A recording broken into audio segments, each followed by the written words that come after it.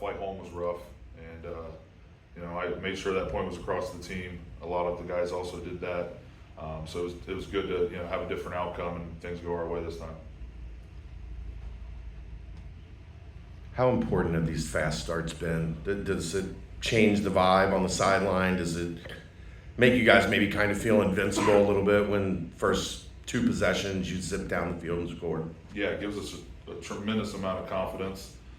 If you can go out there and execute right away at a high level, and that's something we have to do if we want to continue to win ball games. It gives us a lot of confidence that we can go out there. If we can do it the first 2 drives, why can't we do it every drive?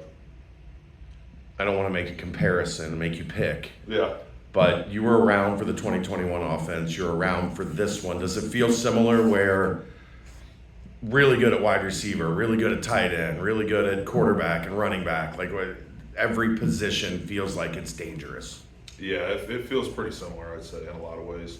I know you said not to pick, and I would never do that. So You can if you want to. I don't know if I can do that. We'll see how we end up at the end of the year, and then I'll give you an honest reaction, maybe off camera. But that was a great team, and to be in any consideration, with that team is awesome. The Lions had a lot of great success. How do you keep everybody grounded to just move forward to the next play? See, like the mistakes are down, but the successes you can see on the field. I think just emphasizing, how we started strong out last year, and then to see how the season ended.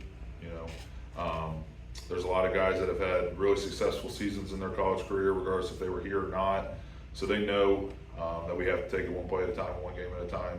And that hasn't been too hard for me to get that point across to the team. I think everybody knows and understands what the goal is.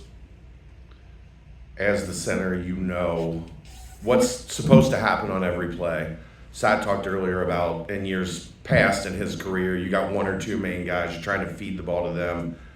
How interesting is it from your perspective? The ball gets snapped, you block, but you have no idea where Brendan is going to spread it out to. It's crazy because now the offense has kind of transitioned a little bit more into RPOs every once in a while. That's where we get the penalties a couple times down the field. Something that he sees something that's wide open with a receiver that they brought in that has done tremendous for us, and gets open, and instead of handing the ball off, he's going to pull it and throw it to the guy wide open. So it's been awesome. We got tremendous athletes out there, and they've all done a great job so far. What's the difference in blocking between Tyree and Evan? Is it any different from your perspective, or you just do what you do and let those 2 guys go? Just do what we do. For the most part, we don't ever really see who's back there because they're constantly switching.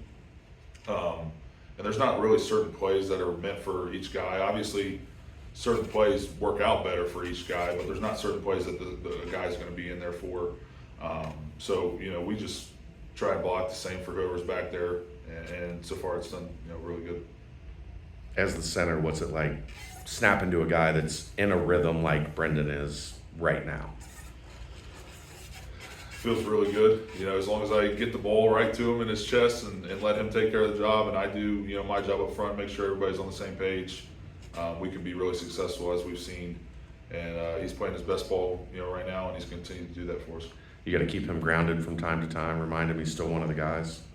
Yeah, I do, in a lot of ways. We joke about it, but he's playing great right now. He's got a little swagger to him, which is good to see, obviously. But he knows that he has continued to get better each week, and there's things that we can all improve on, and he's done that so far. As a leader, what do you say? Or do you say anything to the defense? Do you let Dante handle that? Like, how do you handle that, bridge that gap where maybe they've given up a bunch of yards, they didn't give up a touchdown? You go over and tap them on the head, and keep it working, keep those points off the board. Yeah, I mean, there's the part where you want to give them confidence and motivate them. But Logan and Dante and Golday and all those guys, JT and Jay Hunt even, they all keep those guys in the right headspace. That's kind of more on their part to do that. Obviously, I'll go over there, motivate them, tell them, if they give up a touchdown, whatever, we'll go out there, we'll get the points back, kind of get them right in the back in the right headspace. But those guys have done tremendous on that side of the ball. Cool. Thanks, Gavin. Thanks, Gavin. Appreciate you guys. No problem.